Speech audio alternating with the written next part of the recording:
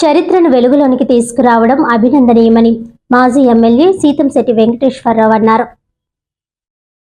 శనివారం గంగవరం విచ్చేసిన ఆయన స్థానిక విలేకరులతో మాట్లాడుతూ ప్రముఖ పుణ్యక్షేత్రమైన శ్రీశైల భ్రమరాంబ మల్లికార్జున స్వామి ఆలయ చరిత్ర, ఆనాటి రాజకీయ, ఆర్థిక, సాంఘిక, సాంస్కృతిక, మతపరమైన పరిస్థితులను తామర పత్రాల్లో భద్రపరచడం జరిగిందన్నారు.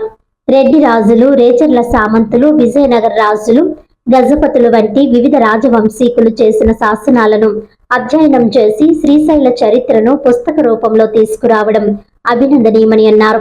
దీనిని ఈ నెల 16న రాష్ట్రానికి విచ్చేస్తున్న ప్రధానమంత్రి నరేంద్ర మోదీచే శ్రీశైల దేవస్థానం వారు శ్రీశైల నూతన తామ్ర శాసనాలు అనే గ్రంథాన్ని ఆవిష్కరించనున్నారని, ఇది ఎంతో అభినందనీయమని అన్నారు. శ్రీశైలం దేవాలయం చాలా ప్రాముఖ్యత కలిగినటువంటి దేవాలయం. ఈ దేవాలయాన్ని శతాబ్దాల నాటి చరిత్రను వెలికితీసి మన గౌరవ ముఖ్యమంత్రి శ్రీ నారా చంద్రబాబు నాయుడు గారు రేపు నరేంద్ర మోడీ గారు వచ్చే సమయానికి వారికి ఆ శ్రీశైలం దేవాలయం యొక్క చరిత్ర వివరించడం జరుగుతుంది. తామ్రపత్రాలు, రాగురేసులు, శాసనాలు, ఇటువంటి వగైరా అన్నీ కూడా ఉన్నాయి.